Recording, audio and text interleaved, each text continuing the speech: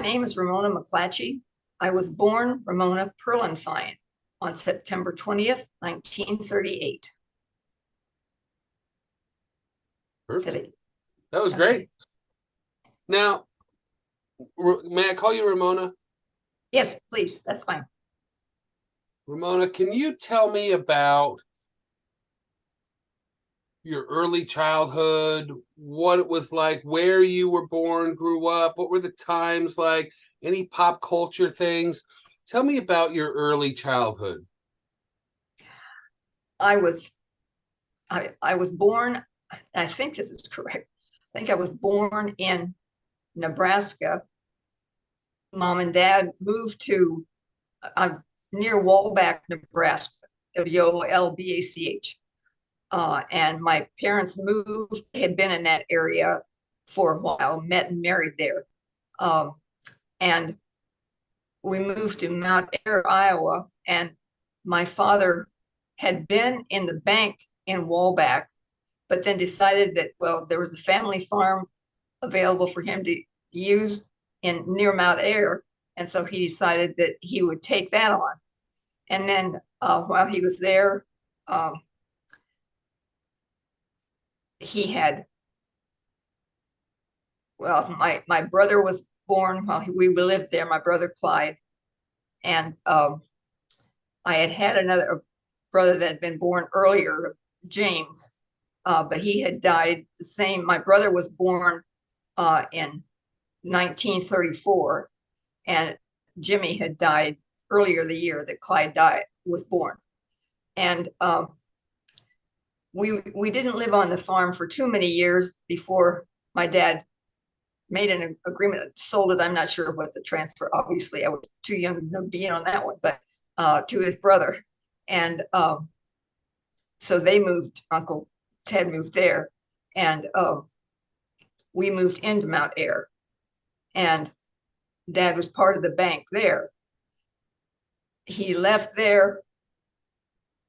Moving has been a whole part of my life. My husband was in one town in two different houses the whole time, and here I was moved and moved and moved. Anyway, we moved to Harvard, Nebraska, and my dad was a banker there, and that's where I started elementary school. We lived in two different houses while we were there, so even though we were living in the same town, we managed to keep on moving. That seemed to be the story of our life. Then we, from Mount Ayr, we moved to Wellman. And then from Wellman, we moved to Walker. And from Walker, we moved to Des Moines. Until we got to Des Moines, my dad had been in banks all along the line. And Dad decided, well, it was time for him to retire. So he thought that buying a motel would be a good way to retire. He got a dose of reality after that one, but found out that's not a very retiring kind of situation. But by that time, I was going into my junior year in high school. And so I graduated from North High in Des Moines, Iowa, where Mom and Dad had owned the Royal Motel. And it was a 10-unit motel. I helped out as far as stripping beds and doing some cleaning. That there was a cleaning lady that worked for Mom and Dad, so that at least they didn't have to do the heavy part of that. But stripping the beds and getting it prepared for the maid and so forth was part of the whole situation. When I was well, I guess when we were still in Walker, I was on the volleyball team at the high school in freshman and sophomore year. And this was a time when the girls were still playing half court. So you were only had to play half the court. Now it's a whole different ball game. But it was interesting. I enjoyed it. I wasn't very good probably, but that was part of it. And oh, let me see. While I was in high school, and then also when after I started college, I was working as a waitress in a nearby restaurant. Before that, I had a job for a summer and then after school job clerking at a grocery store that was across the street from the motel that mom and dad owned. And then in the fall of 1950, well, in the summer of 1957, I graduated from North High, Des Moines, and went to Cornell College in Iowa in Mount Vernon in that fall. And it was at Cornell that I met Russ, my husband. And we went to we were both involved in the church youth group, but and I thought, well, maybe I'd enjoy going out with Russ. It's interesting. And so there's a date coming up that close to Valentine's Day, and it was a girl ask guy thing.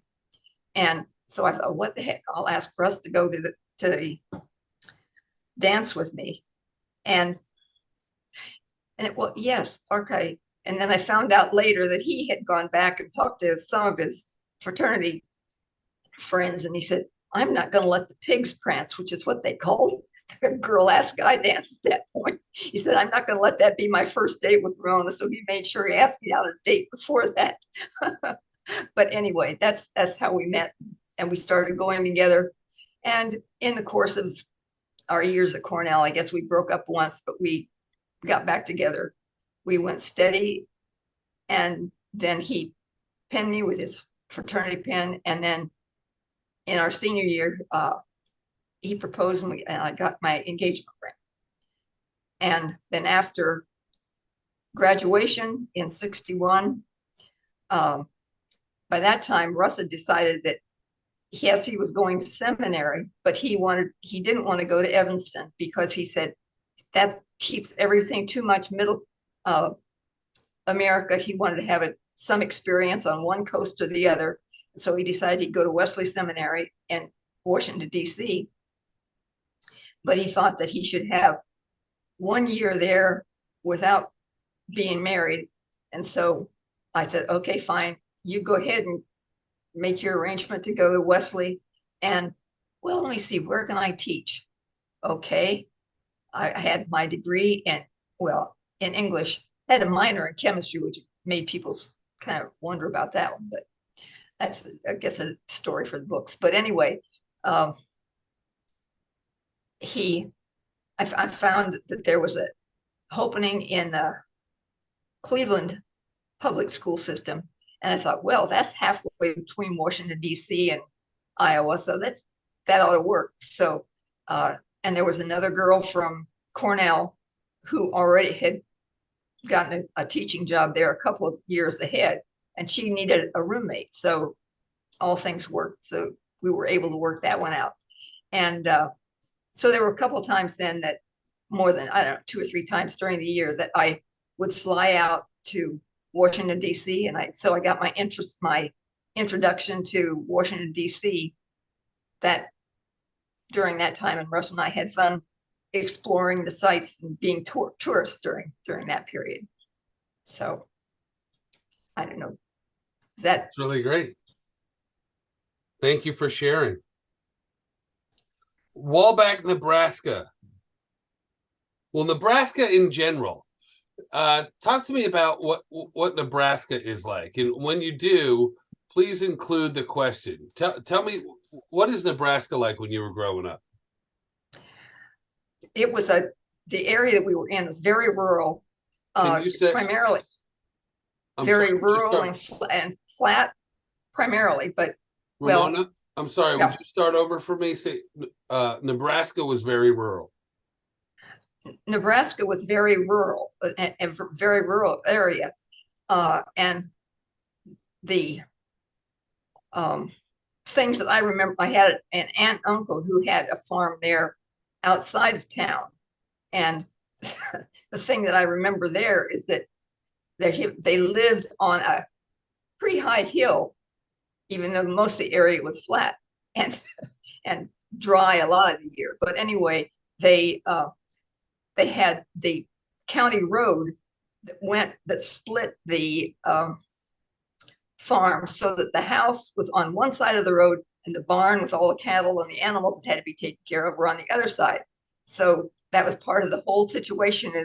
And it was always an adventure to go see them have to lug the milk pails across and up to the house to be stored and so forth. It was an interesting experience, but and that was just a whole different area. When we were living in Harvard, I guess that's really where I remember the area being flat, because, and I know that this is true of the Midwest as far as both Iowa and Nebraska are concerned.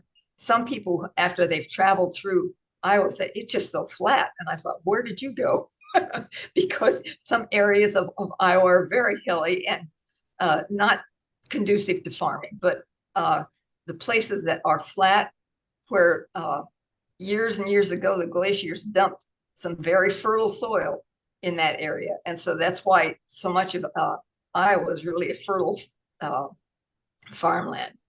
But as far as any other memories of the Nebraska scene, as it's not nearly as many trees as we get used to here in the East. And that's one of the things that both Russ and I noticed when we came out here, is how many more trees they had, both deciduous as well as conifers. So just getting used to the scenery was a different experience. What about you as a little girl? How would you describe yourself as a child? What kind of child were you?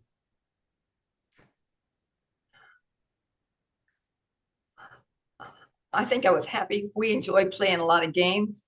When in the first house that I remember living in Harvard, it was a small one-story house. We had one winter there, and I don't remember how old I was at that point, but at the probably kindergarten or first grade, we had so it probably wouldn't take as much snow to make it seem like a terrible lot of snow to somebody that age, but there was enough snow that my brother and I, and with the help of some neighbors and family and so forth, created a pretty substantial igloo out in the front yard. So we had quite a lot of fun just playing that way, even though the area was flat, so you didn't have snow, hills that you could slide up from that way. We had had fun in the snow that way. And as far as inside games, Mom and Dad were always games people, so they enjoyed playing games, primarily card games, not so much board games, but we played a lot of card games. And even years later, when Russ and I were dating, Mom said, well, we have to teach him to play bridge, because he couldn't be a member of this family if he didn't play bridge. So he learned to play bridge. But we bridge and cribbage and euchre, pinochle some, and really just enjoyed this. Obviously pre-TV, so that's all you did. You played games or read books or did some kind of needlework, and that was it as far as women were concerned, as far as entertaining. So, and Mom had encouraged me as far as embroidery and so forth is concerned. I much later in life, actually, after all the children had left homes, when I learned how to knit. So I didn't pick that up later. But I think I was happy. I enjoyed. I remember learning to ride a bicycle around the second house that we lived in, because I remember Mom walking behind me, hanging around the seat and maintaining the balance for me so I could keep myself erect, just going around the house and around 2 or 3 times before, okay, finally she let go and I was all right then. I love that. What other stories do you remember from your childhood? Learning to ride a bike, and what else? We went. Dad wanted when he went on vacation, he wanted to get away from it. And as the hustle and bustle and so forth of how about Chris, what's this, and so forth. He didn't want any questions and so forth. And so I want to go fishing. And so for several summers, we would go up into Minnesota to go fishing. And then, well, the fishing would be better. I hear it's better in Canada. All right, we'll go to Canada next time. So, so then we started going up into Canada, and we finally went. The last few years, I remember going there. We went as far as International Falls, Canada, because that's as far north as you could get as far as the road went. And there was a resort that we went to there, and I could remember at that particular one, we after the hour, I mean, the day and a half drive or whatever it took to get there, why my brother Clyde and I said, oh boy, we are going to go swimming as soon as we get there.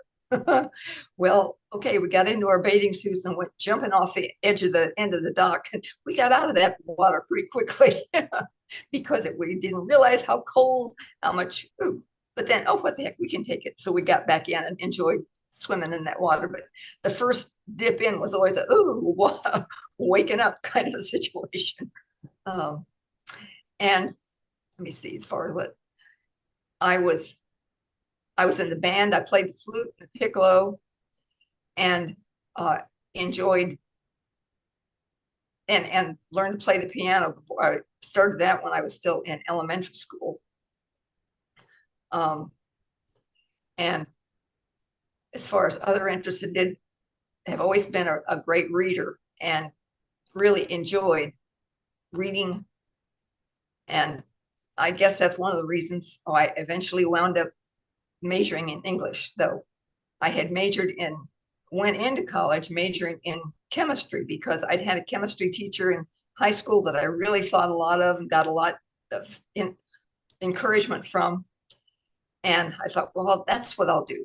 And then I decided after a year and a half of that, I don't want to spend my weekends trying to count how many drops of solution X it takes for solution Y to change colors or whatever.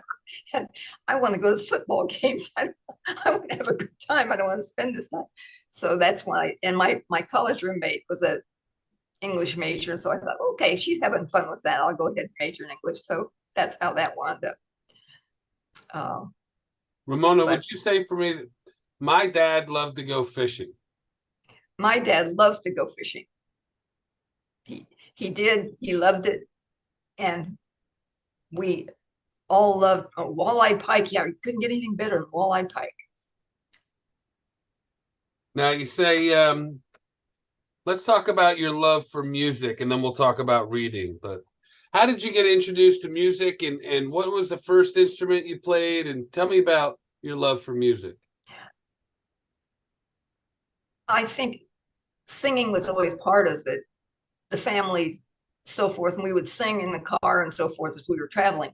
But mom played the piano, and she wanted both my brother and me to learn. He did. Clyde did, learned a little bit, and then he took up the trombone that Dad had played, and so it was a silver trombone that then, very interestingly, now is possession of our older son, Michael. He learned how to play the trombone, and he treasures the fact just because of the history of the instrument. But then I learned after, I guess, probably freshman or sophomore year in high school, I learned to play the flute and the piccolo there.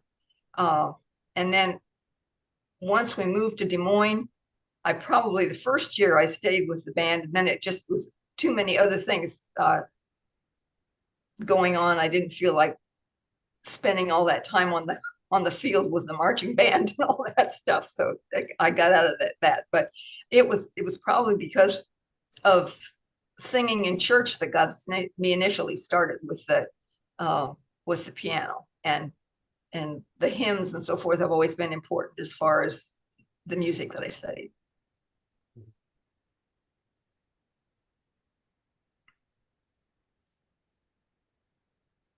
I too love to read. Talk to me about some of your earliest influences or favorite stories when you were growing up. Oh,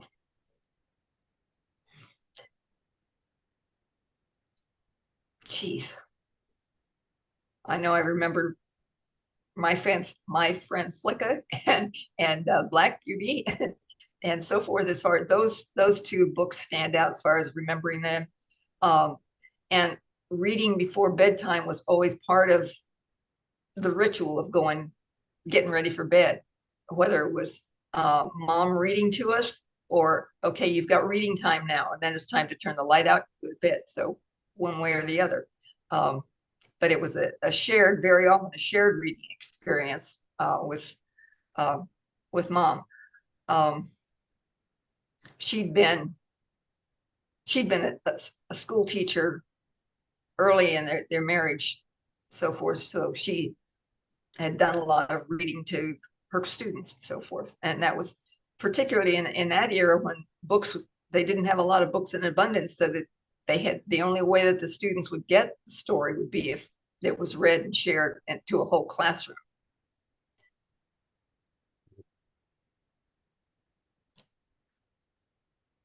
All right, so let's go back and talk a little bit about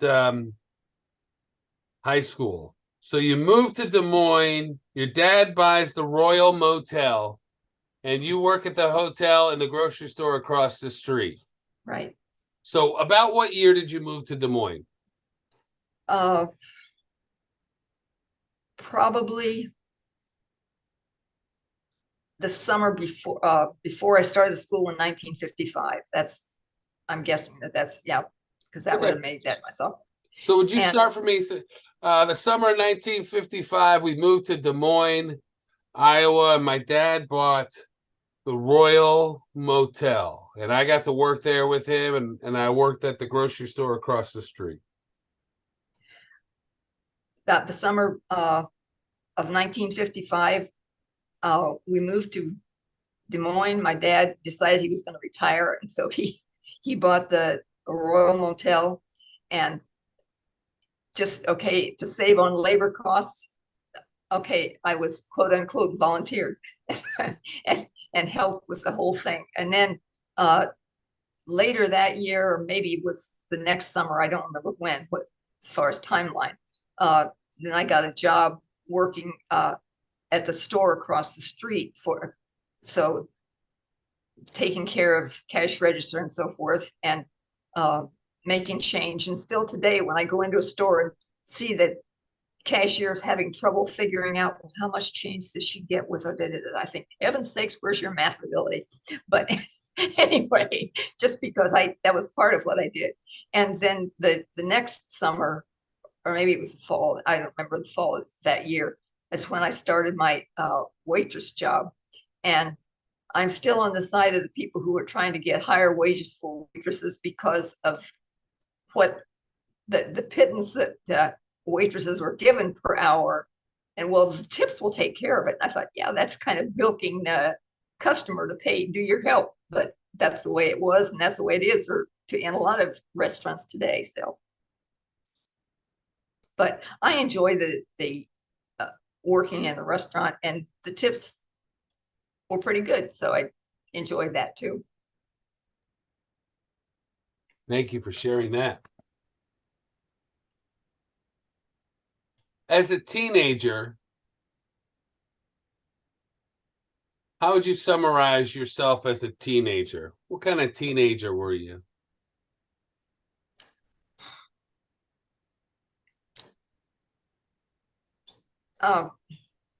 Pretty ordinary. I didn't date very much. Partially, I think that was because of the fact of moving as much as I did. The fact that you come to a new facility, a new area, and trying to get your feet on the ground, understand what the do's and don'ts are in a given area and so forth.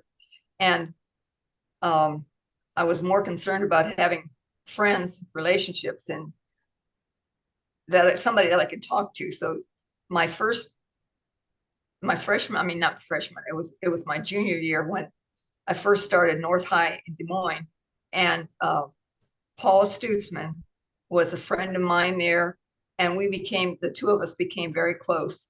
And as a matter of fact, when she heard that I was going to Cornell, she thought, well, I'll try that too. And so Paula wound up going to Cornell as well.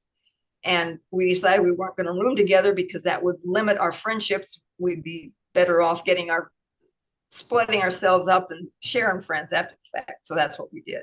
But again, I was probably more interested in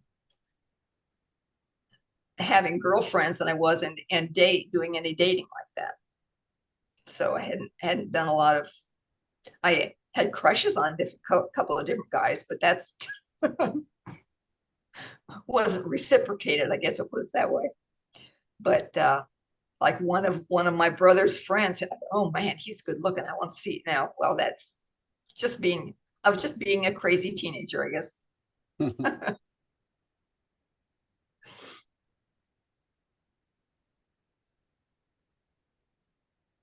Would you say for me, I was a pretty ordinary teenager. We moved around a lot, so dating wasn't an option for me.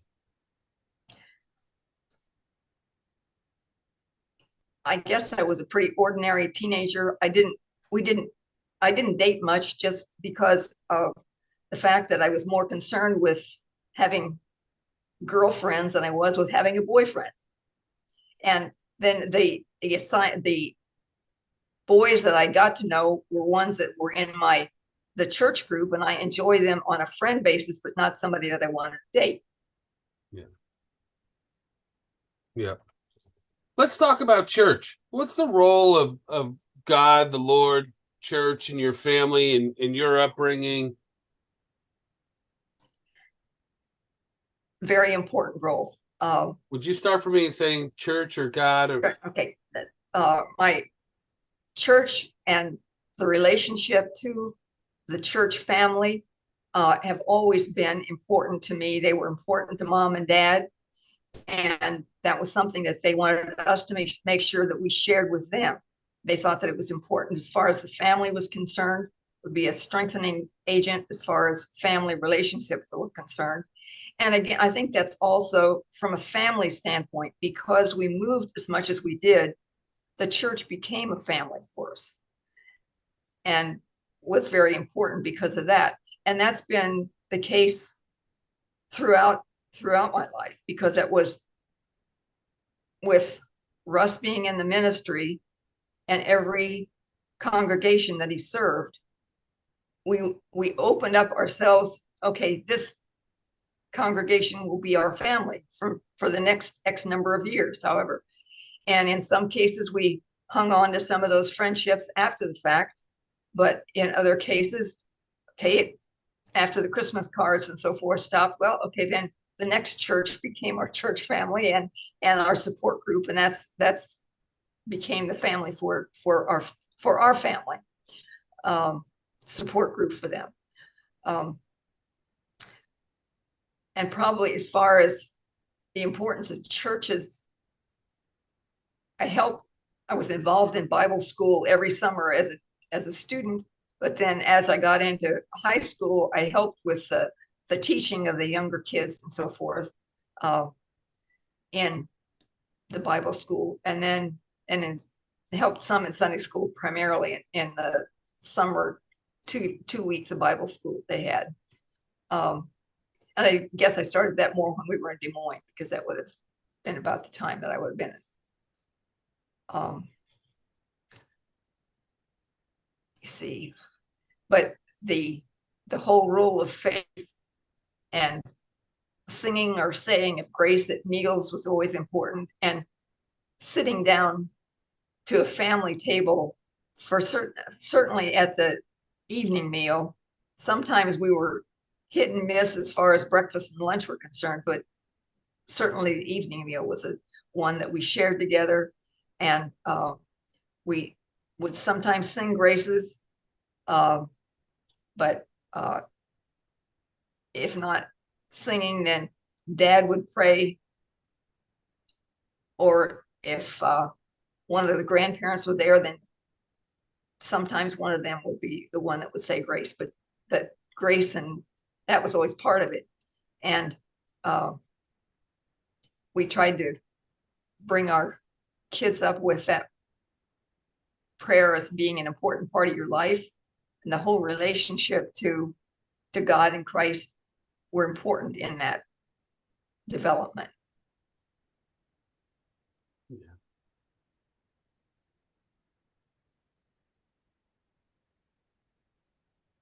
Do you have a favorite Bible verse or a foundational Bible verse or something that stands out to you in your relationship with God?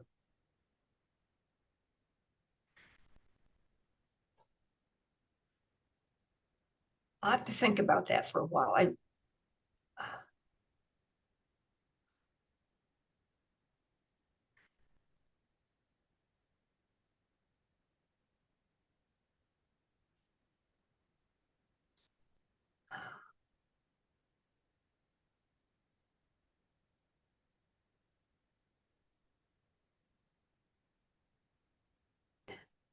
John 3:16, God so loved the world that he gave his only begotten son, that whosoever believeth in him should not perish but have eternal life. I guess that's the one keystone of my faith.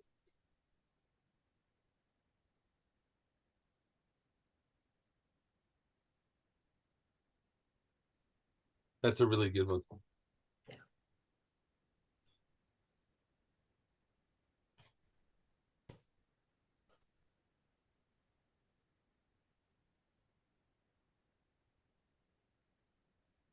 Let's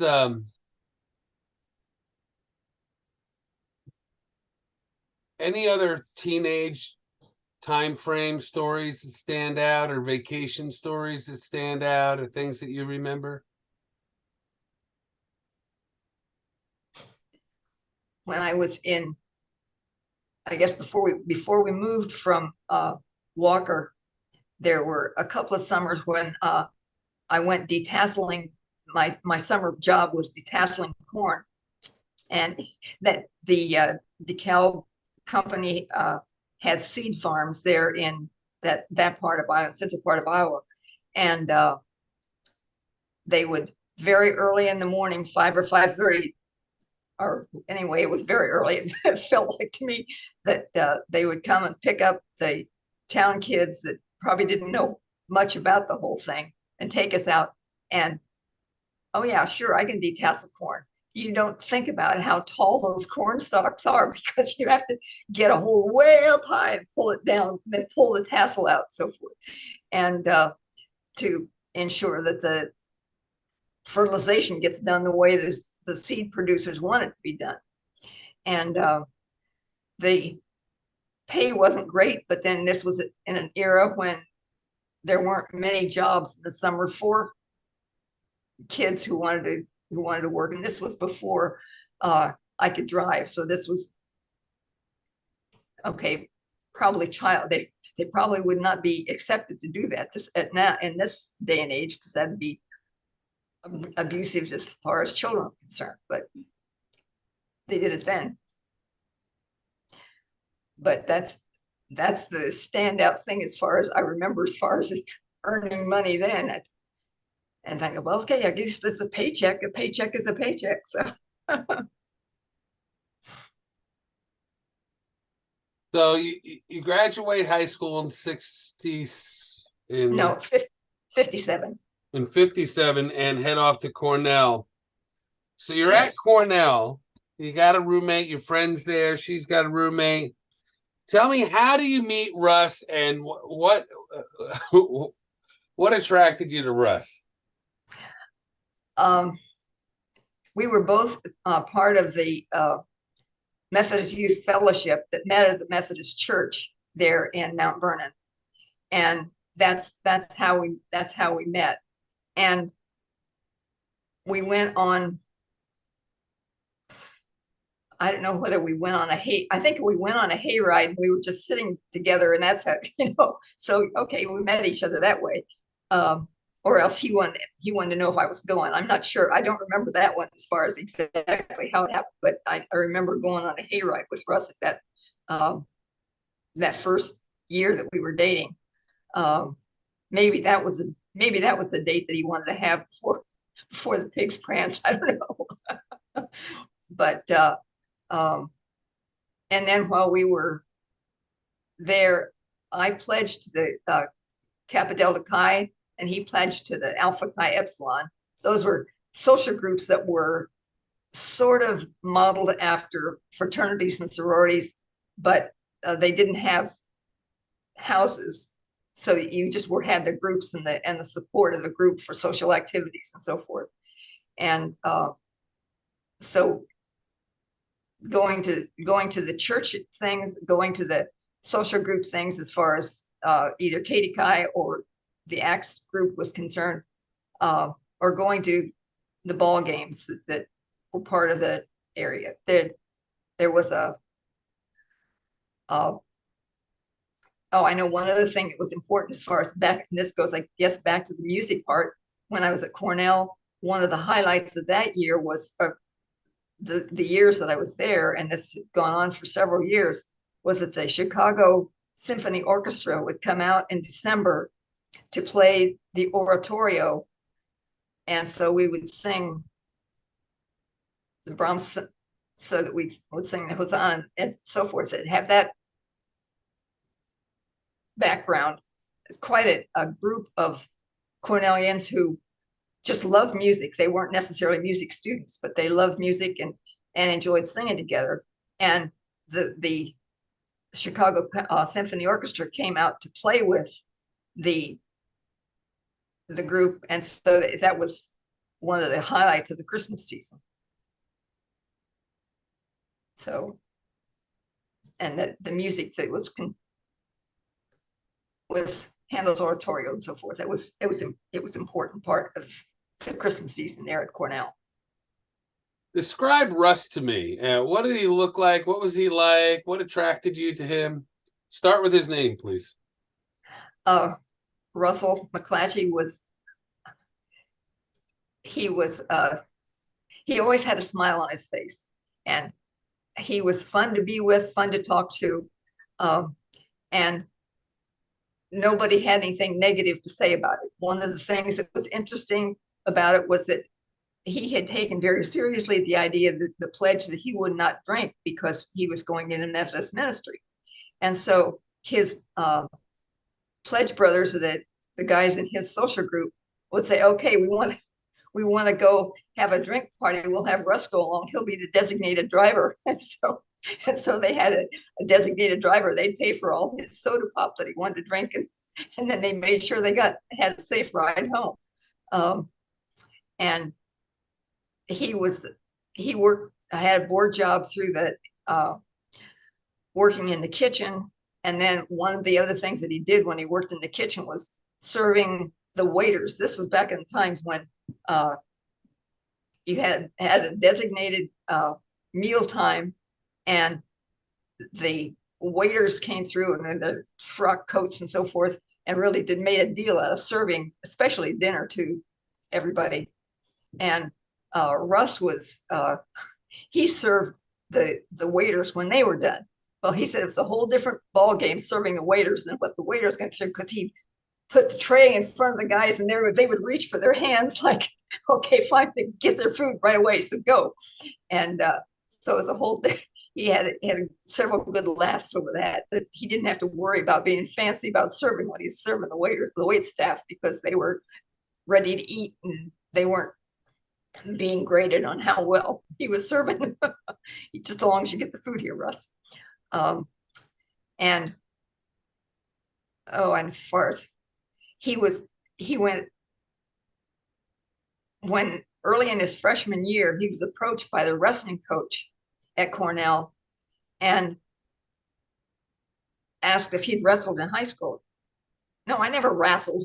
Don't say wrestle. It's wrestle. There's a difference in the sport.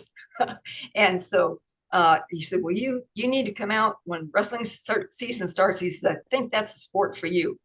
Well, Russ was 5'4", and during the wrestling season, the first year he was able to cut weight to wrestle at 123 pounds, and he didn't do that again.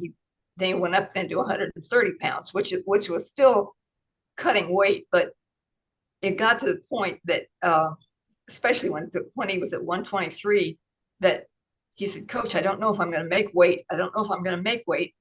Well, how much? Well, it just isn't going to break. The needle isn't breaking.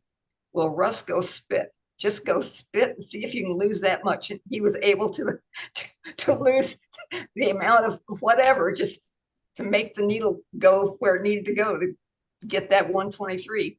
But he took conference championships a couple different years, and one year he went out to nationals. So he had a positive experience as far as the wrestling, and the association that he had with the other wrestlers on the team was always important to him as far as the sharing that they did, and they athletic.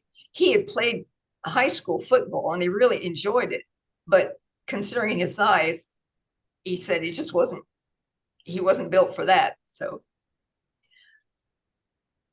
wrestling became his sport. Ramona, when would you say that you became an adult? Some people don't become an adult until until they have a child. Some people become an adult at age 10 when they move to a new place, or when their dad buys a motel. When would you say in your life that you became an adult?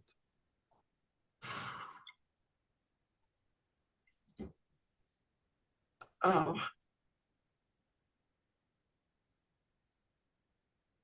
for some people, we're still working on it. Uh, but I guess probably I felt more like an adult when I finally had graduated from college and really moved away from home and was on my own as far as paying for my room and board and responsible for that part of. I felt like I was really on my own. And then after Russ and I were married, I was teaching at Julius West Junior High in Rockville, Maryland. And he was obviously still in seminary, and he had a weekend job responsibility with church in College Park, Maryland. So definitely an adult then. But I guess the initial feeling of it when I moved and was really on my own, felt the responsibility there.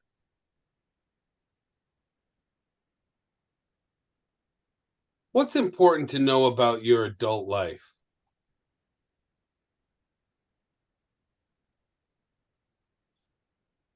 Don't forget to laugh. Find something to enjoy. Enjoy the people around you. Remember the things that make you smile. You never know when you're going to need those plus memories to hang on to.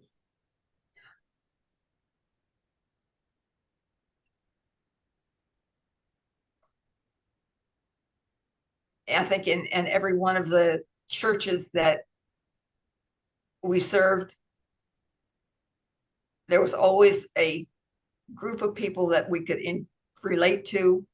The first appointments that Russ had, he was sent to 4 churches in the north part of Baltimore County in Baltimore, Maryland. And all 3 of the kids were born in York, Pennsylvania hospital, because that was the closest hospital to us. And that congregation became our birth support because all three kids were born while we were at the Parkton charge. But here Russ was serving 4 churches. In addition, he was still going to college. So I mean, still going as far as his graduate degree. So he was up and down the road before I-95 was there as far as interstate. So he spent a lot of time on the road that way. But the congregation was really a support situation. 2 or 3 different people in the congregation were babysitters or people that we could depend on to leave the kids with when we had to both attend a meeting or when I had an appointment or something like that. And they were just essentially an extended family that was a support thing for us because Russ's mom and my mom and dad would come a couple times a year to visit us, but that's not the kind of support that you need as far as a young family is concerned, or that was important to us. And that's where the church family really was a plus to us on that one. What else, Ramona? What else is important to know about your life, your adult life, your career? Did you say you were a school teacher? I was a school teacher. I taught English in middle school and high school for 5 years. And after that, I didn't teach for a while. I was home with the kids, and I substituted in the high school there, particularly when we were in Lansdowne, Maryland. And then when we had moved to Rockville, I got a job. I believe that was the year yet. I'm not sure what the year is, but anyway, I got a job as an editor, and I really enjoyed that. And I didn't. The plus was then, okay, no more grading papers, no more working. You were done with your job at the end of the day, and you didn't have to carry it home with you. And because that was the thing that had gotten me away from teaching, was the fact that if I go home from school teaching and I've still got 3 kids at the house, that hey mom, how do you divide that and still do the students what they should have, as opposed to what you want to give your kids? So it's a dichotomy that teachers still today have to fight, and that's one more battle I think that the educators haven't figured out a very good way to divide that responsibility and so forth.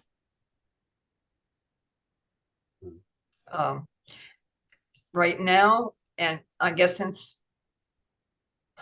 started when Russ was in his final appointment in Calvert County, Maryland. I started finally, after all those years, finally learned to knit, and became a joke as far as the church was concerned, because the group that I was in, okay, the primary thing we were doing was knitting dishcloths. So forth. Everybody in the church appreciated the dishcloths that were being knitted. So even today, I knit those. That's something that I can do just watching TV or something like that. So primarily scarves or Afghan in some cases, or cotton dishcloths that I wind up spending. And the positive thing about that is that it's something I could feel like, okay, watching TV is not a complete bust because I'm producing something in the process. So, and I know when we were traveling, if I had a ball of yarn and my knitting needles, okay, that's something I could do and still talk to Russ or whoever was driving and so forth, and carry on the conversation and help keep him awake. So that was a possible thing. And I did, when I was growing up, I did a lot of sewing for myself. And I think that was just a carryover of mom and dad as far as, well, if you can make it, then you can have it. So go ahead and okay, we can afford the fabric, but you put the work in, get it. So Good lesson to learn. yes, yep. What life lessons have you learned in your time that you can pass on to future generations? What kind of advice would you give? Things have you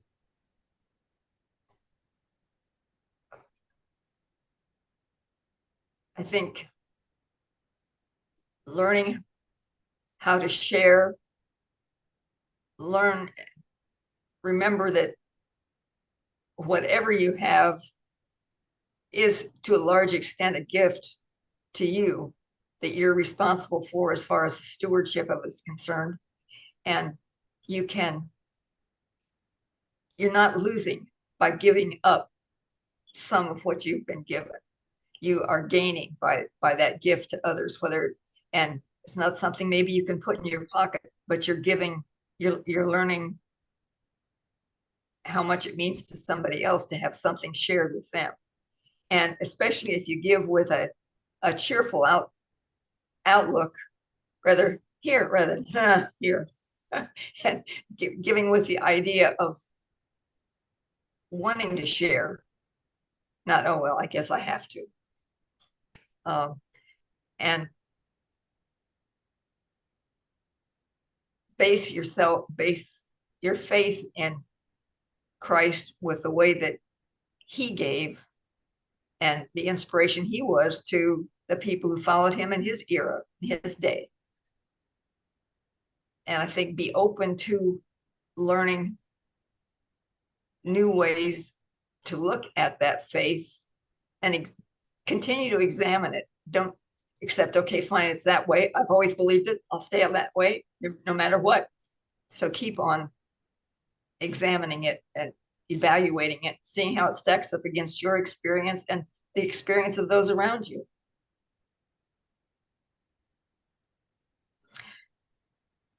And I think in the whole idea of enjoying the time that you have, because you never know how long it's going to last. Enjoy the experiences that you have with the people around you, with the family that you share with the neighbors that you have, with the friendships that you make through your church or school or other organizations you belong to, so that you can find support in many areas, but you have to give as well as to take.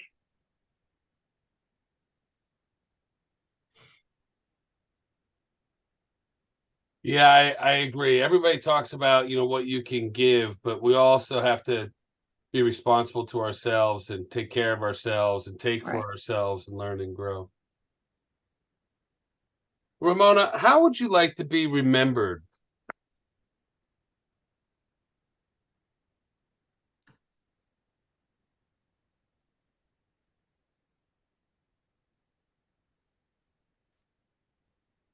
As somebody who loved, Sorry, would you start off by saying, I would like to be remembered as someone who loved? I would like to be remembered as someone who loved, who enjoyed sharing cookies with her kids and her neighbors and the friends from church. That giving through the kitchen was part of what was her, but giving and just whether it was sharing and laughter, sometimes because of jokes that were pulled on different members of the family or things that people said that, oh boy, you've got to hear this one. Guess what happened today? And in some cases, stuff that is remembered. In other cases, I don't remember why we laughed, but boy, were we laughing. I mean, I just remember sharing that the joy of being together and find that joy in the family that you have around you, friends that are there, because you don't know how long they're going to be there, how often you'll see them, but enjoy the time you have with them. And my college roommate, Barbara Sotsdale, she married a minister as well. she and her husband stayed in Iowa. Well, served churches in Iowa. And she's still the person that I only have to hear hello. I don't have to see any phone identification or anything like that. And I know that Barb's the one on the phone, and we can start a conversation, and it can be like, okay, I haven't talked to her since March, but okay, she keeps on going and fits right in. We used to do a whole lot of more as far as writing letters, but now it's more texting, uh, and then the telephone calls. But still, I have to laugh because I get a telephone call from Barb on the 20th of September. I mean, 20th of July, and she said, "Is this your anniversary?" I said, "No, it's tomorrow." And she said, "I forget every year." And so we just have a good laugh about that. It winds up just one more thing that kind of holds us together, but something that we share. And that friendship has been rich. It served the family for several summers. We would meet Barb and Jim and their kids at a lake in Ohio and would share the time there with their kids. So share the cooking, share the responsibilities and so forth, and share a lot of laughter in that time that we had together. But I guess it does, as far as how I want to be remembered, as someone who is ready to laugh, but is willing to share and to help.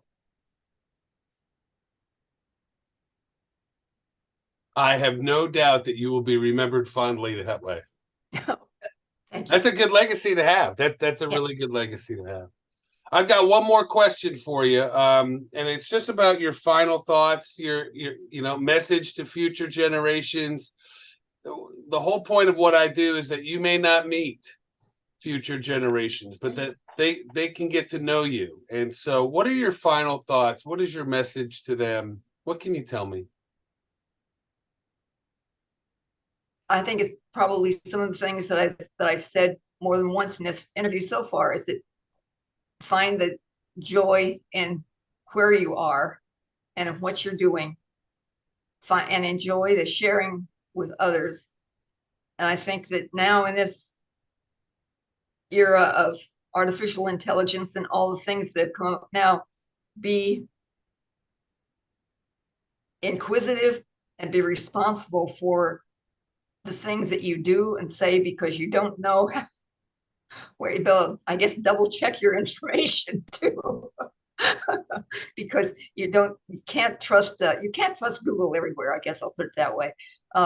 Some of it has to come from real experience and your observation of the people, those that are around you.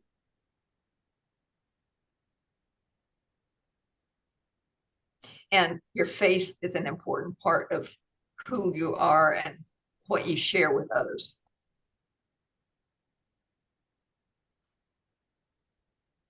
I really enjoyed our time together today. Thank you. Thank you Well, for meeting with me. Thank you. I appreciate that. I'll go get Mark now. Okay. Before we bring Mark in, can you talk to me about your experience today? What was this like for you? How did I do? How did I make you feel? Can you give me some feedback on today? I felt comfortable with you. Mark had let me know that if you were somebody he could trust, that I could trust, and that helped. I mean, just initially, as far as the whole process is concerned, and I got that feeling from you initially. I appreciate the questions, the redirect and so forth. Okay, Ramona, you avoided it there, but come on, answer it. You didn't say it, but it was there. And you got your answers down the road, maybe not quite at the same time that you wanted them, but they came. And I appreciated your questioning ability and so forth. So it means a lot. And I get the feeling that when you put this whole thing together, it'll be something that I'll be happy to pass on to my children and grandchildren. I want to take a moment to thank you for raising such a great man. Well, he's been fun, and he still makes me laugh. So He makes me laugh all the time too. I met him years ago, and And my father taught me as a young man to seek out people uh, that you like and admire, and then use them as an example. Say, I want to be more like that guy. When I met Mark, I immediately said, I want to be more like that guy. And Well, that means a lot. That means a lot. He's a special one. yeah, All three of the kids are, and they all have something of their dad in them, which is plus. So, but I appreciated the time, the things that it made me remember too. So that was good. this has been great. Yeah, it really has. Yeah. So I will go get Mark and have him come. Okay. Okay. Thank you. Okay. He says he'll be here just a second. Now, let me ask you this. After we've finished with this one, would you do another one?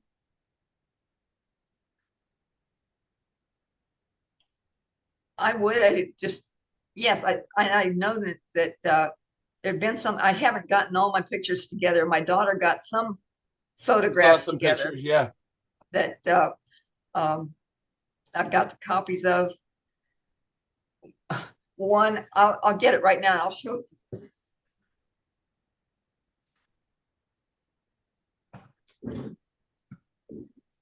Hold that up higher. Higher. Higher. Higher. All right, who are those folks? Okay, that's all of my dad's family. That's my dad. Okay, my dad is here, Uh-huh. and the other man is his brother. Uh-huh. The woman in the center at the bottom of the screen, who's sitting down, is their mother. So my grandmother. So this is Okay. essentially the Perlenfine part Yeah. of the family. And my daughter got a big kick out of it just because of the way I was sitting over there in that, as you can see, with my hand like, oh, come on, I want to get past this one, get out of it. And I thought, well, okay, that's the way you feel sometimes when you're sitting in a family picture. Like, how many That's times do we right. have to do this? That's right. I wanted to talk today about your parents and your grandparents and any family history that you may recall. Can you just start with me and tell me about your mom and dad, and what do you remember about them and know about them? Mom and dad were probably unique in the, well, all right. Dad was born in 1902. Mom was born in 1903. And for somebody of that age, it was pretty well, and particularly in the Midwest, that they both had college educations. Uh, um, Dad had, I don't have any idea what his major was, but because he went into banking, I suppose had to be something accounting or something like that.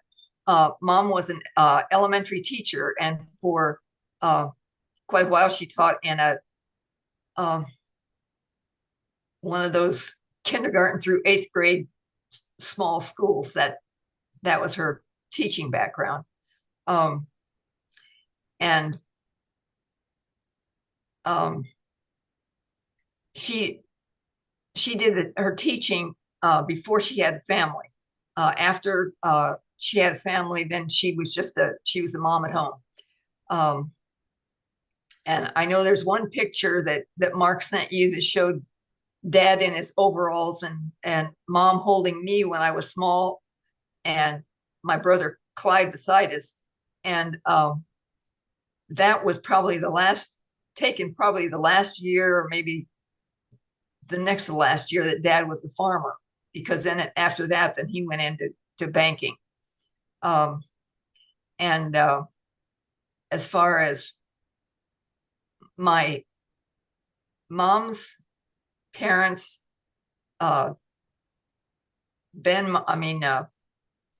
William Mars and Lizzie Mars, and it was Lizzie, it wasn't Elizabeth. And they had Stella was mom's sister, and Ben was her brother, and Hazel was her younger sister. And I think that um, there might be some pictures, some of the pictures that sent that they were pictures that they were in. Well, not all of them, but um, you know, mom and dad. But I don't know whether I have any that have any of the aunts and uncles there. Um, as far as Russell's family, um, and I think that's important as far as the kids are concerned. They want to have that in there too. That there were 3 boys and 3 girls. Well, there had been one other boy, but he died before uh, any other children were born to that family. But it was Richard was the youngest, and Robert was the oldest boy, and then Russell was the middle boy. And then Audria, June, and Marianne. And we had, as a family, we probably did more in our vacations with Russ's family, as far as when we would go from here, from the Maryland area out to the Midwest, where mom and dad and Russ's mom were living. We would stop in the Chicago area where Russ's sister Marianne and her family lived. And then we would go on to Iowa Falls, Iowa, where Audria and her husband lived. And so we'd wind up making a family connection out of the whole thing. So there weren't a lot of times when the whole family was together, but I think that there might have been one of the pictures that Mark sent you that showed all the McClatchey brothers and sisters there, because we did manage to do 1 or 2 of those things. As far as my dad's mom, she had 2 sons. My dad was the older, and Uncle Ted was the younger of the 2. And Uncle Ted and his family, actually, when my dad and mom left the farm, dad sold the farm to his brother Ted. And they had twins, Twyla and Leila, and Connie was the baby of the family, and Larry was the only son that they had. So that's the Pearl and Fine link. I mean, not Pearl and Fine. That's the that's the Pearl and Fine link. Excuse me. And so Larry Pearl and Fine is the only, probably, I don't know whether he's still living or not, but he would be the only one of the family still carrying on that name. Let me say, I guess I covered my Aunt Hazel. Moved to California, and so we saw very little of her. I don't think the kids ever saw her there. She came back on her own after her husband died to visit her mom and dad, but that was the extent of it.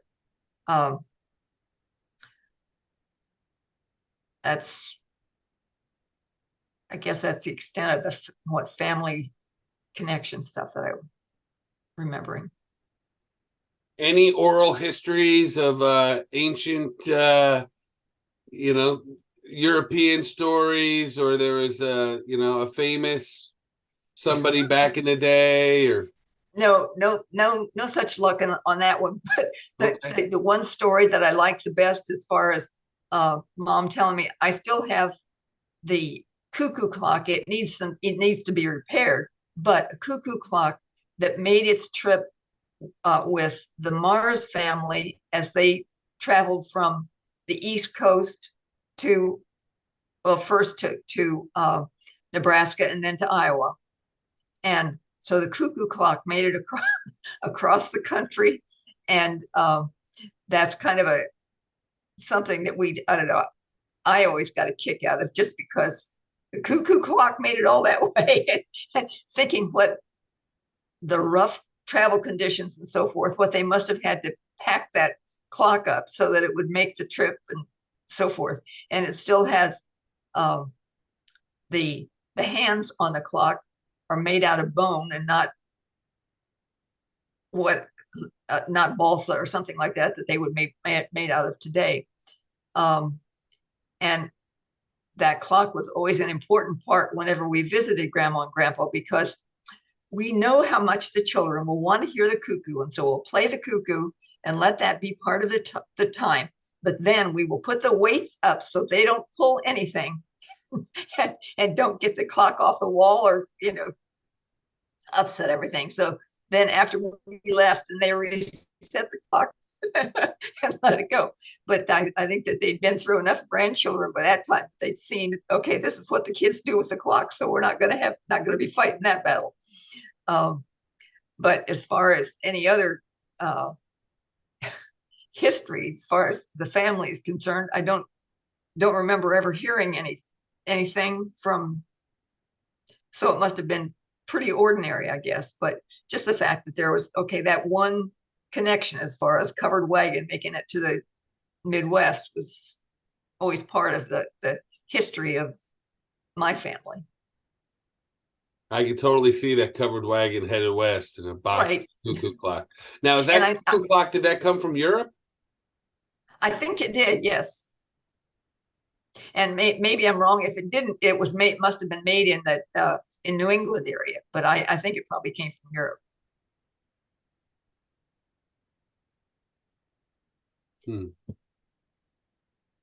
I'm going to share some pictures that Mark sent over, and I'd like you to tell me who these people are and what you can about them. Okay.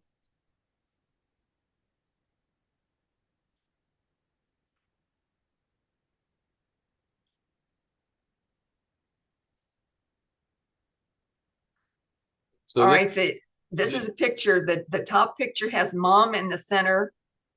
Well, off center left, I guess. Yeah, there, and she's holding. Well, Michael is standing up to her left, and then I think that she's holding Mark, and I'm holding Mona Marie. And then the one below that is my dad, and this is on a visit that they made to us when we were living in Parkton, Maryland. Russell's first charge, first church that he was assigned to. And that's Mark on the left, Michael in the center, and Mona Marie on on my dad's right is is Mark, and then Michael's in the center, and Mona is on my dad's left. Yep. And that's Christian Perlenfine. That was his name, even though everybody called him Chris, but Christian was his given name.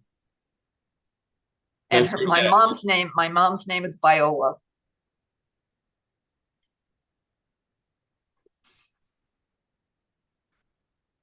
You had mentioned earlier your mom's maiden name is Mars? Yeah, Marrs. Marrs. Excellent. Right. So anything more you want to talk about that time period, the kids, your parents coming to visit? Well, one of the things, just as far as background, the twins and Michael were born in York Hospital in York, Pennsylvania. And I knew that I was having twins 8 days before they were born. I had gone to the doctor, and he said, Ramona, I can't figure out why you haven't delivered yet. The size you are, as big as he said, I just can't figure it out. And he listened. He says, I think that you're having twins. But he says, I don't hear two heartbeats. So he sent me for an x-ray, because that's how they checked then. And I went out to the car and told Russ, I said, he wants me to go have an x-ray to see if I'm having twins. And we looked at each other and just shook our heads and said, no way, no twins in this family.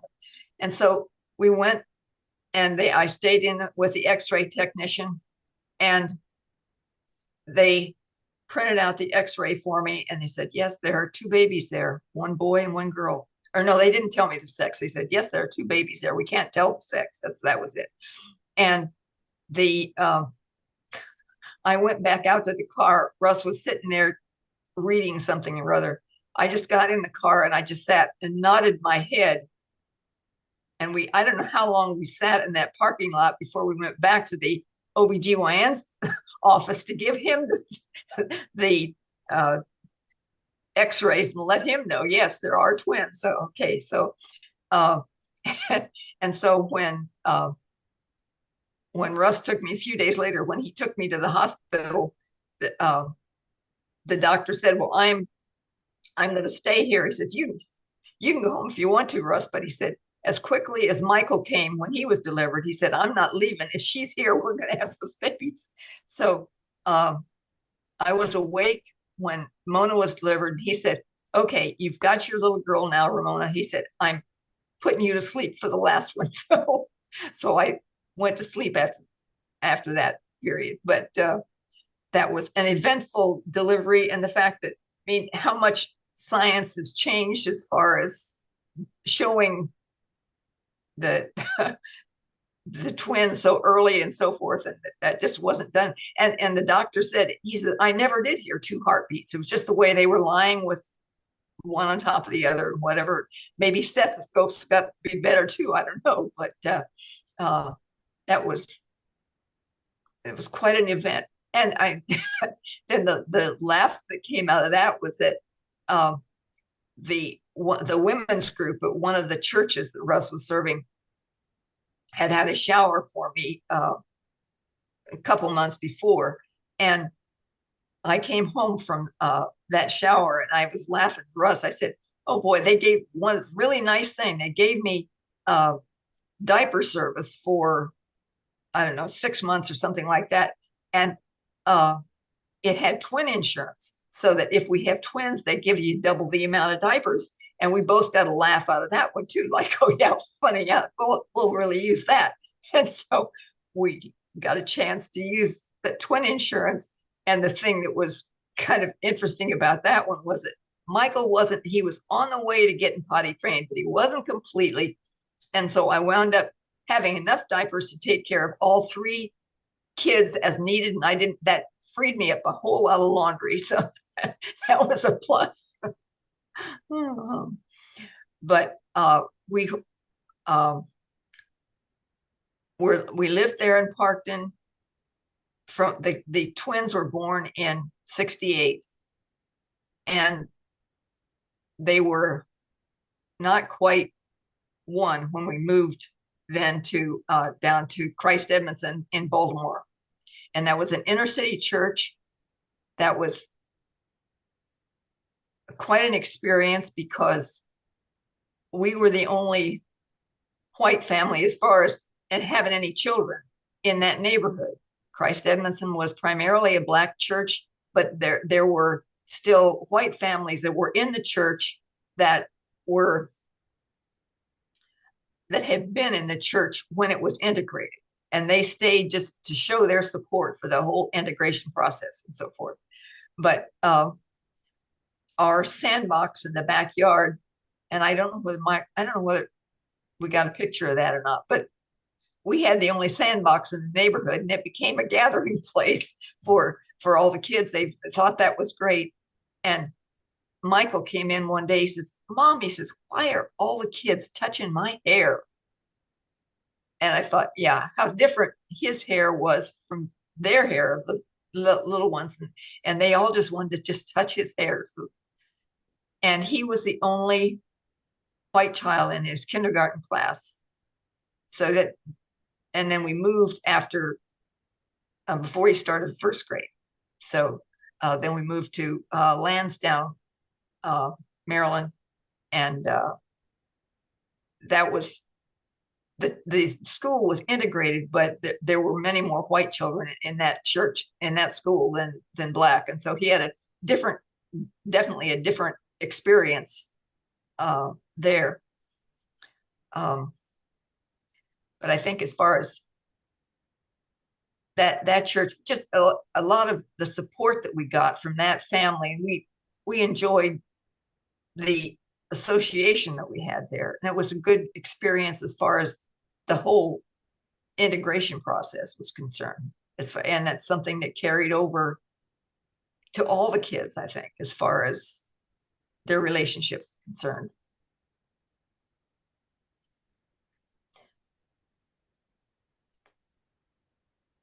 Okay, I guess that's.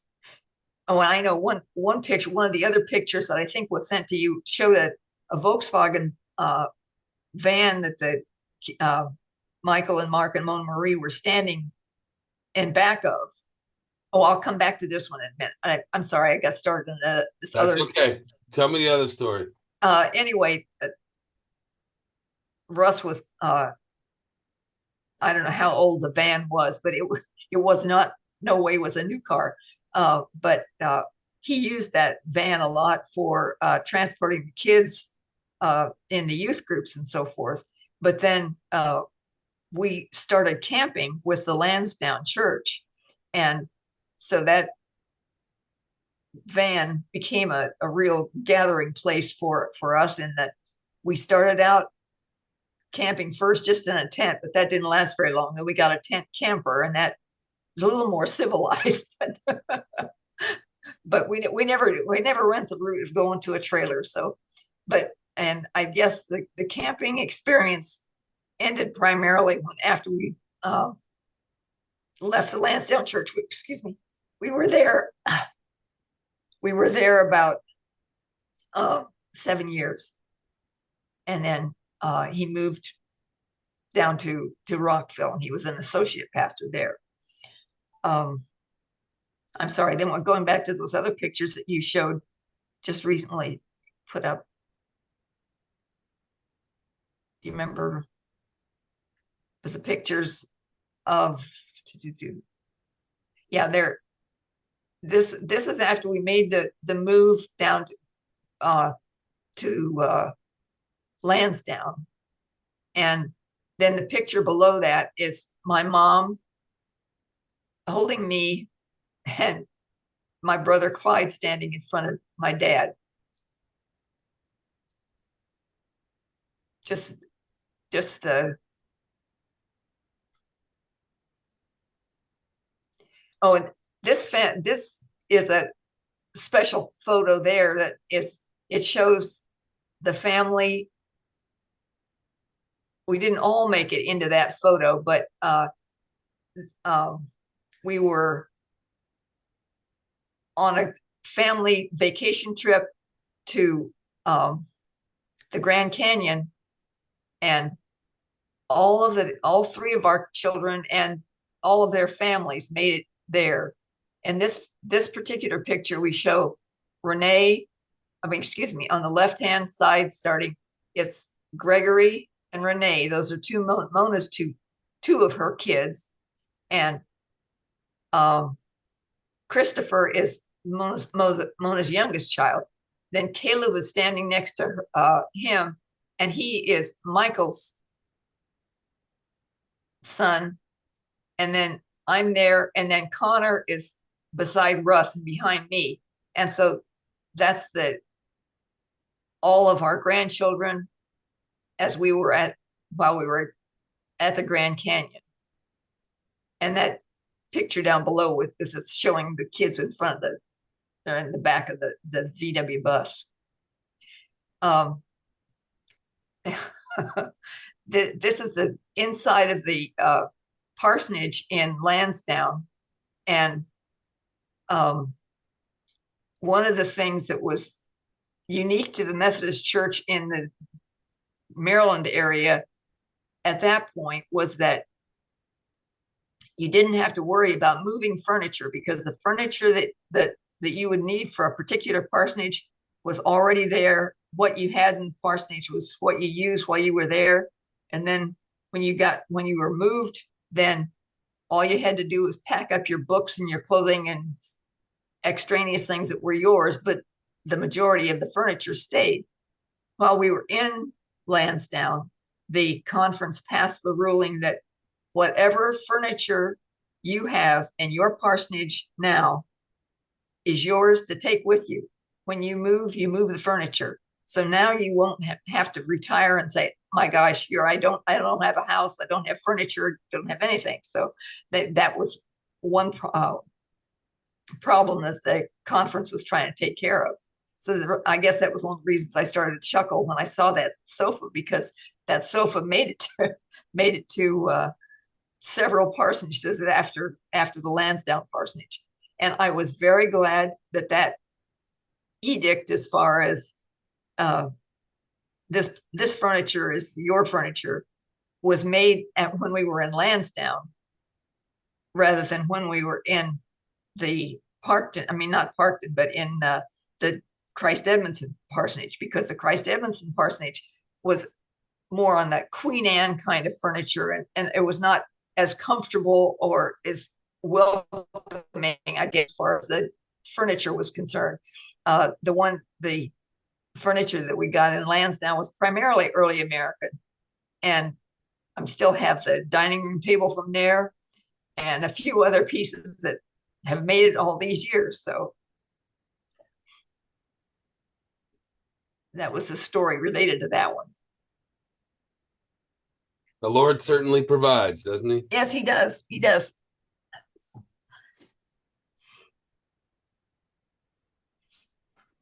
The picture below. Oh, and the picture below they're important because the two people to my right is Jim Dale and his wife Barb, and she was my college roommate. I knew her before I knew Russ as a freshman, and we weren't roommates that year, but we started rooming together our sophomore year and roomed together the rest of the time that we were at Cornell. And her husband, Jim, went into the ministry too. And so we had that to share. And then as our families grew, there were a couple of summers that we would meet in the area of Lake Erie or someplace in Ohio for a family get together, a quote unquote family, because Barb and I considered ourselves sisters, whether we were or not. And then Russ and Jim always had a lot to talk about because of the ministry and all the different ways that the different challenges that the church had. Jim went to seminary in Evanston, and he went back to Iowa, then was appointed to different churches there.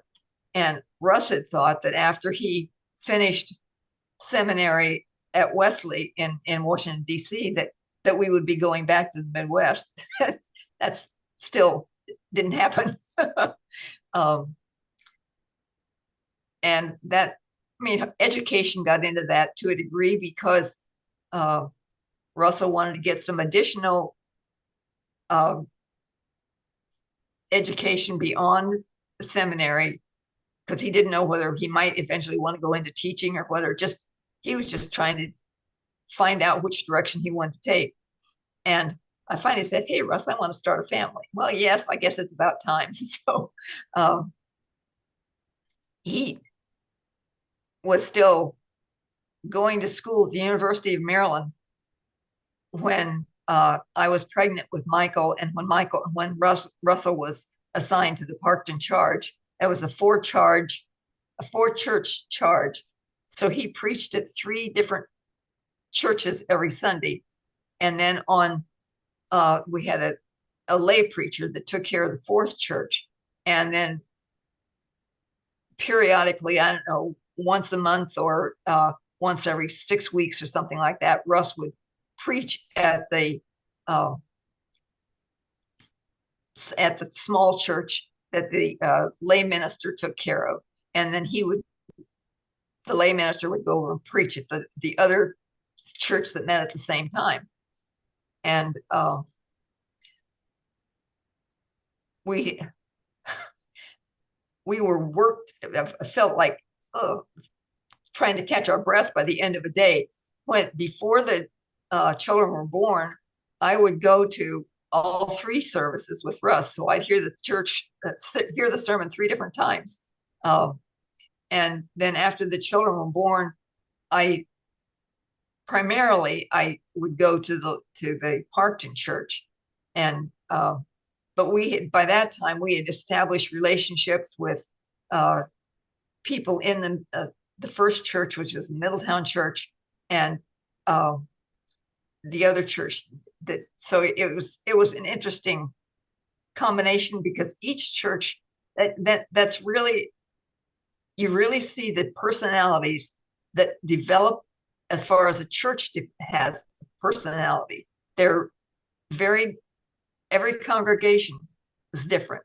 And you really had a chance to see that at the same time, not just, okay, try to scratch your head and remember, didn't we have that experience one other time, but it was different because the people and it was interesting to have it at the same time, say that, well, the people at Mount Vernon were certainly different than the people at Parkton, who were certainly different than the people in Middletown. So, and it was interesting that the different problems that showed up, but the different positive things that were there, part of each congregation, because they each had their positives in different ways.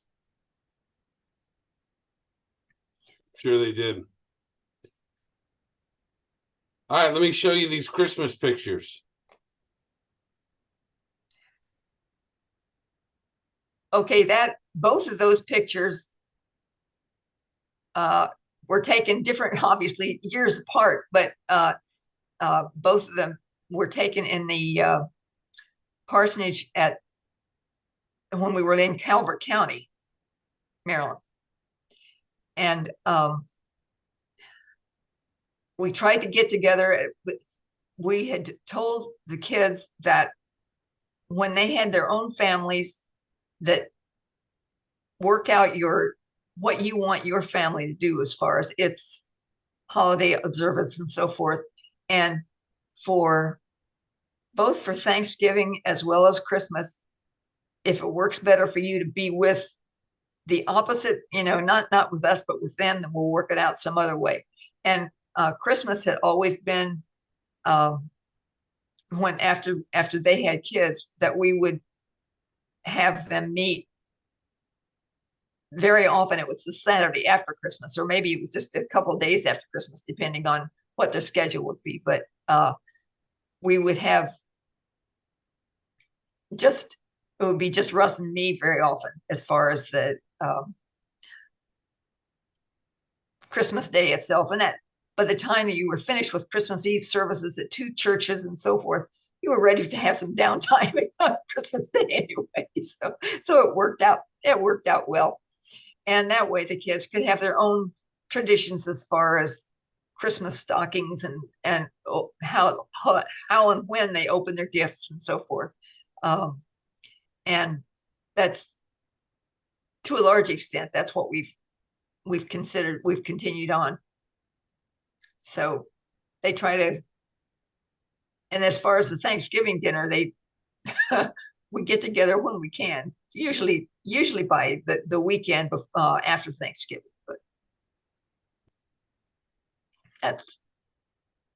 But I think that there might have been some other Christmas pictures in there, but in all cases, I think that that the one there, the top one shows the family and dogs, whatever. There's one live dog, and the other, if you see another dog critter, it's a stuffed dog. But anyway, but that was in Lansdowne, and I guess the one below that's in Lansdowne as well.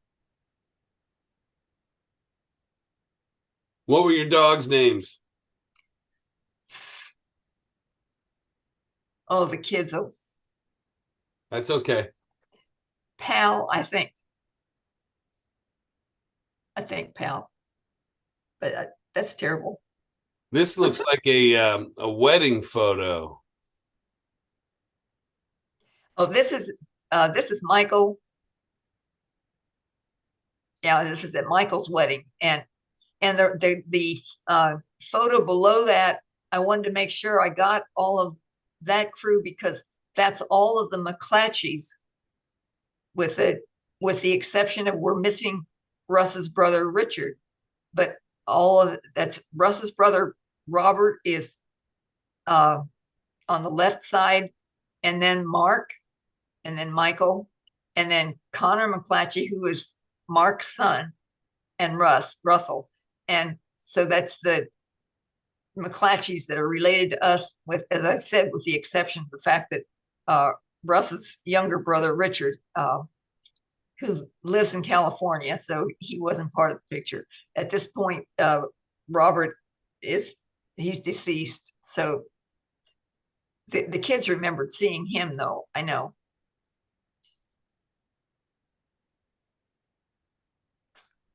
Oh, that picture with the cake, but I think I sent it as much for the picture of Gregory as anything. You could almost say, come on, get this stuff going. I want some cake. I don't want to get this show on the road.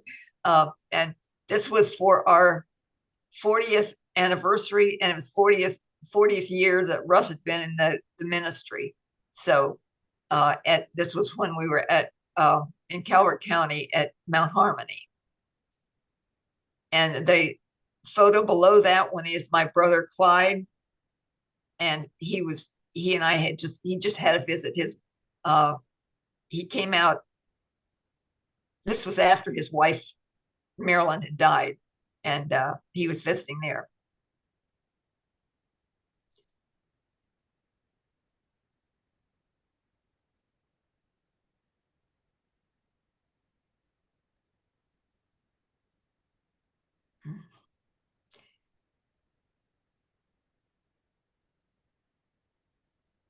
I think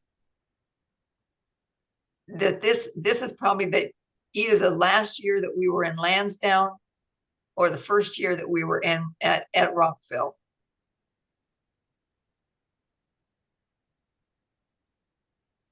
The McClatchy smile kind of caught on, and my dad said, when this was goes back even when probably the first shot that we had of my dad holding the twins and so forth.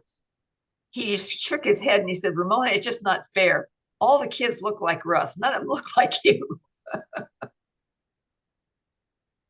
Mhm. Good looking bunch. Yeah. Yep. They are a good looking bunch. How was the dynamic between the three kids?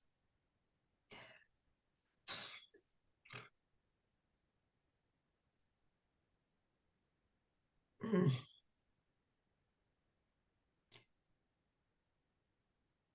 They got along pretty well. We took on the family relations, family vacations, and so forth. We'd play games and so forth, word games and so forth in the car, the old alphabet game and so forth. And there were times that I think Mona Marie felt that, why do the boys get to do that? And I don't get to do whatever they get to do. That's that kind of was the same. The boys were in scouts together in Lansdowne, and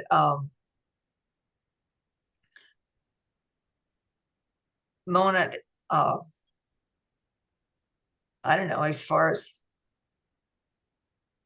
they did a good job as far as sharing and so forth with each other, and had a good time. I think we had a good time with playing games just as a family, and um, the both Mona Marie, and Michael.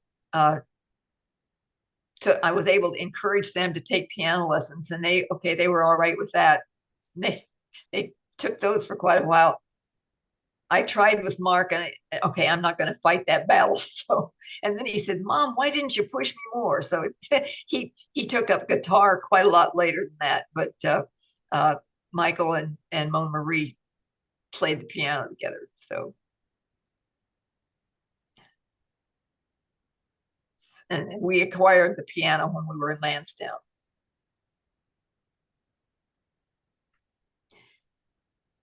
That's oh me when I was oh gee, I don't have any idea how old. Probably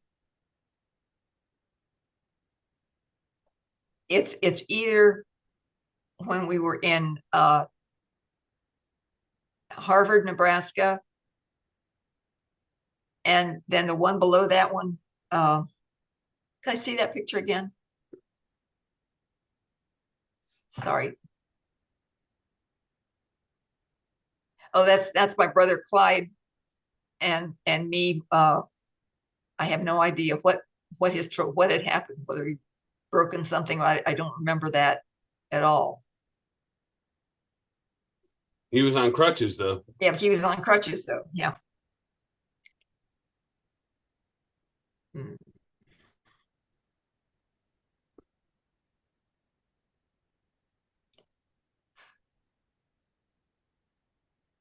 Let's see what other stuff I want. Trying to remember if there's any of the other pictures that.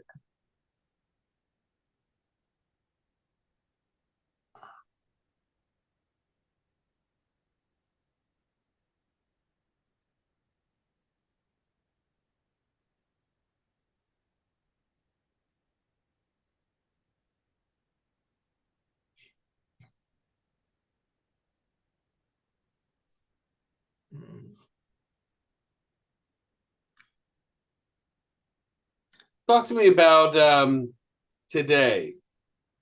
You know, you had your childhood, you went to college, you fell in love, you got married, served the church, taught, you know, you raised a family.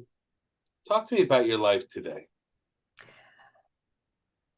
Today, I my primary recreation, I guess, is reading. I enjoy reading, and I do some knitting, but that's just to keep my hands busy when I'm watching TV, I guess. And I am still active to a degree in that I try to get to a gym 4 or 5 times a day. I mean, 4 or 5 times a week. Um, and then I have joined a Tai Chi class that is at the woman from the church is teaching here in Hedgesville, and enjoy that. And I've taken over for her when she's been on vacation or something like that. And it's primarily for uh, an older group. They're people, I guess, in their late 50s or early 60s, but more probably in 70s or 80s that are part of the group. And it has both men and women in it. There are more women than men, but it's it's good in that it okay gets me up, gets me going, and just the fact that I am exercising on a regular basis, whether it's at the gym or with the Tai Chi class, that has I think been good for the health and so forth. Um, Russell was much more the gardener than I was, so I have got tomato plants in back, but that's the extent of my garden. Um, and um, I enjoy spending time with the kids. The kids have done a great job since, especially since Russ's death, of coming up and being here, support, calling me on a regular basis, and so forth. Then whenever they come up, we'll make sure we spend time playing games, just the two of us. If it's one of the children, or sometimes we wind up having two or three here, but it doesn't very often happen. And we've been just seeing this whole thing with the COVID has really upset as far as seeing family and so forth is concerned. It kind of interrupted the whole thing, so we kind of got out of sync as far as working out holidays and so forth. I just this past year, I gave, or I guess maybe it's been 2 years now. I gave the piano away to a lady in the church whose granddaughter was taking lessons, and the granddaughter, she was using a keyboard, but I really want a piano, Grandma. So I said, well, I don't use it this much, so go ahead. I'd rather see it have somebody that's going to be using it and learning. But I've missed the piano, it's kind of I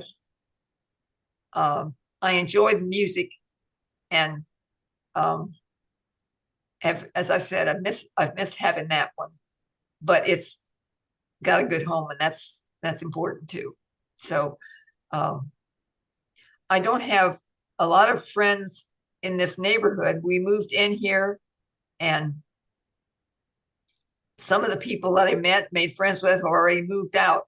And so I know this past winter when we had some snow, there were a couple of guys in the neighborhood that came over and helped me get the driveway clean and so forth. So they've been real helpful that way. But don't have the more of the friends that I have here in the Hedgesville area are related to the church.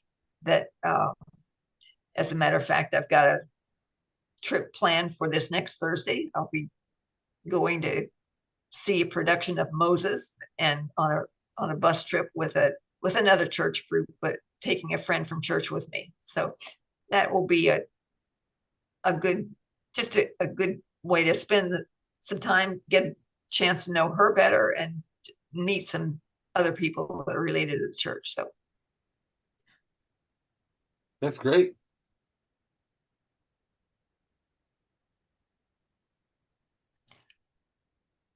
You know, church is such a vital component to a fulfilling life and staying connected with people and friends and activities. I was speaking with my dad, and you know, he gave his life to Christ at age 10 and has walked with the Lord. And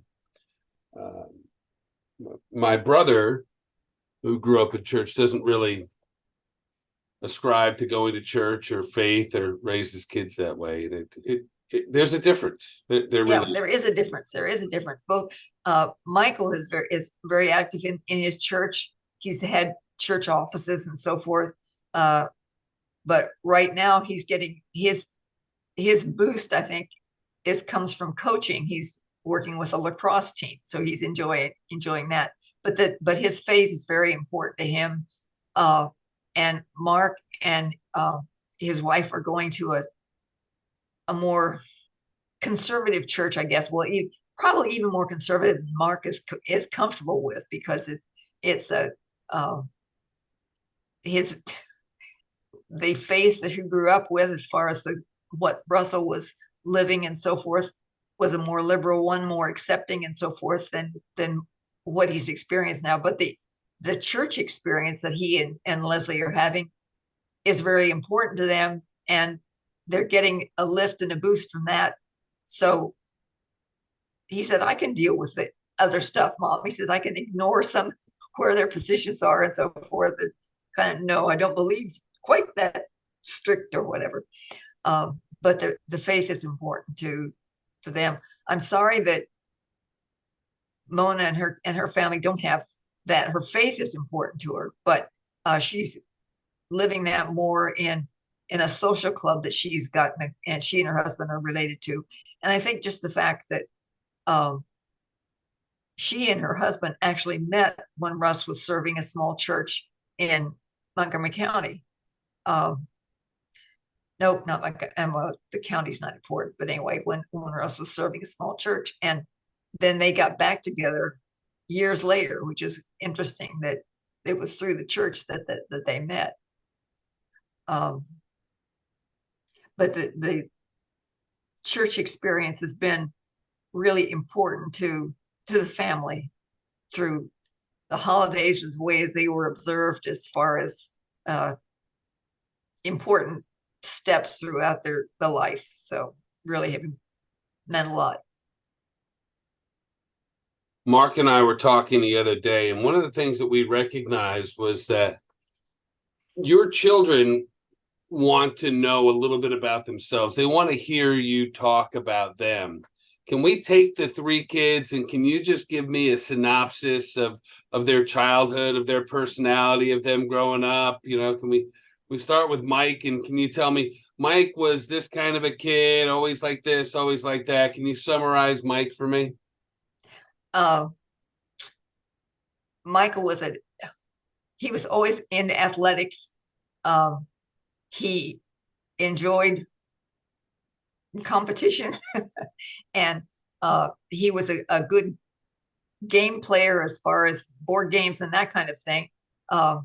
And he played uh, soccer. He played. He was sorry he wasn't bigger so he could play football, and I was kind of glad that he wasn't big enough. But he was a good student, and he went to um,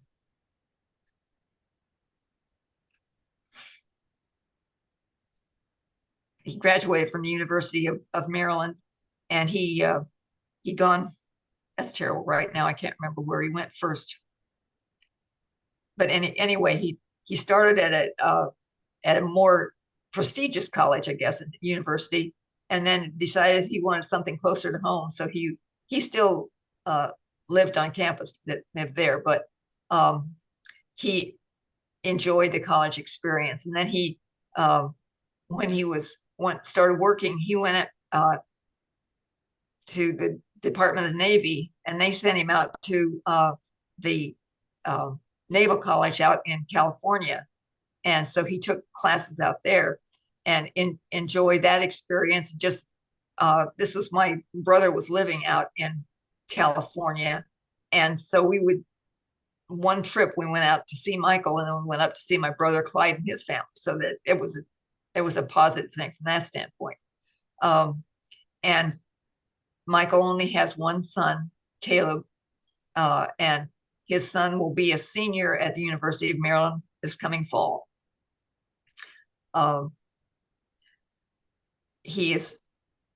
Caleb's into computer science, and accounting and so forth. So I'm not sure. That doesn't sound interesting to me, but that's all right. It's his thing.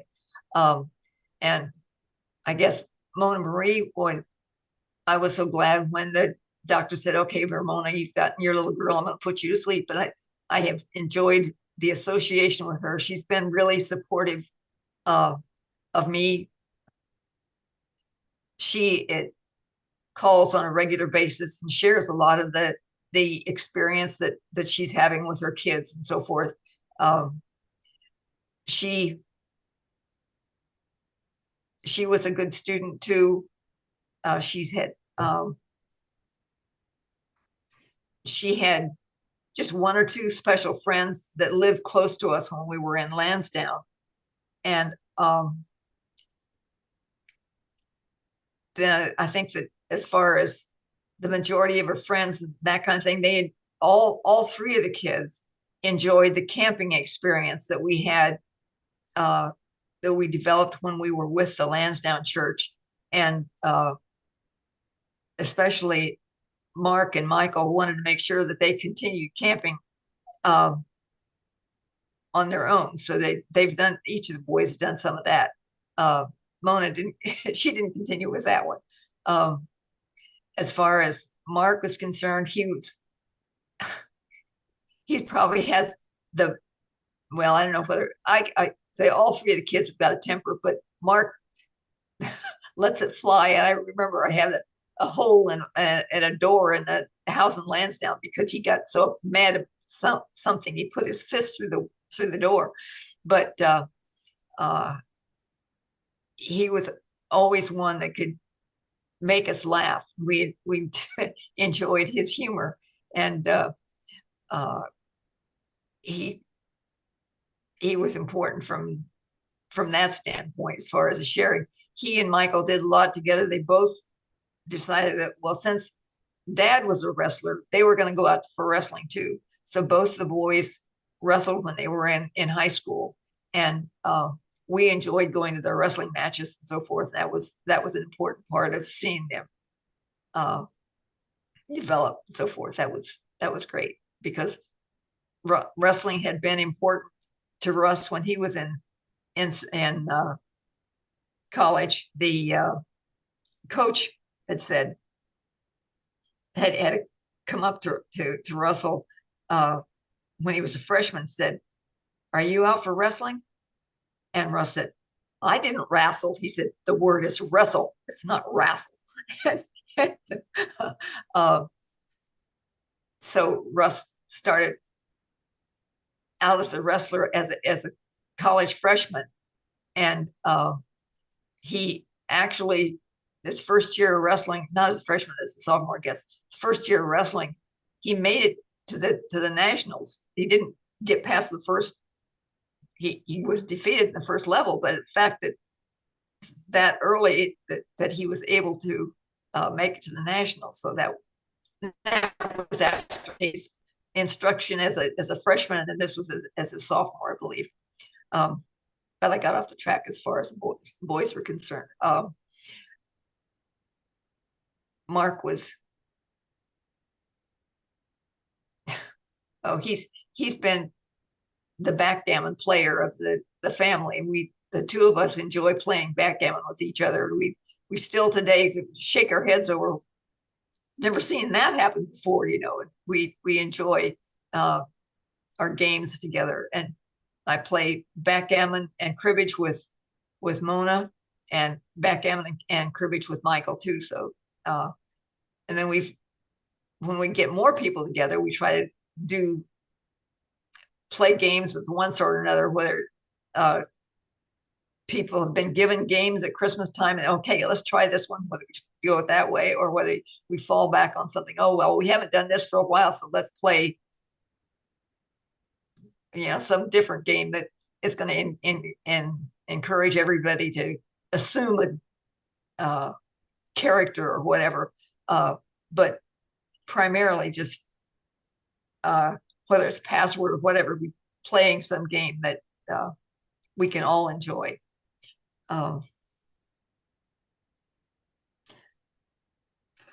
That's important. When we get together, Scrabble is big at our house. Yeah. And I find it very challenging because my wife and my mom and my dad, everybody seems to have a better vocabulary than people are better spellers. Right. But I learn the most playing Scrabble. Mm-hmm. When you play Monopoly, you don't really learn anything. No, right. I put that one away. I didn't want to play Monopoly. They said, well, Scrabble, you can be the banker, but I said I don't want to be the banker.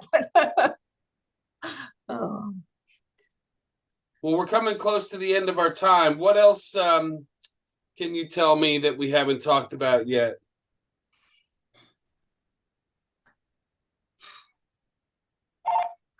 Excuse me, I'm gonna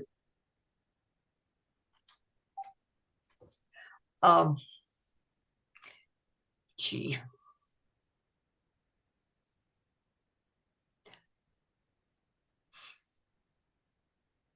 My grandkids are all really important to me. I don't know whether I've gotten that, and I enjoy a different relationship with each one of them.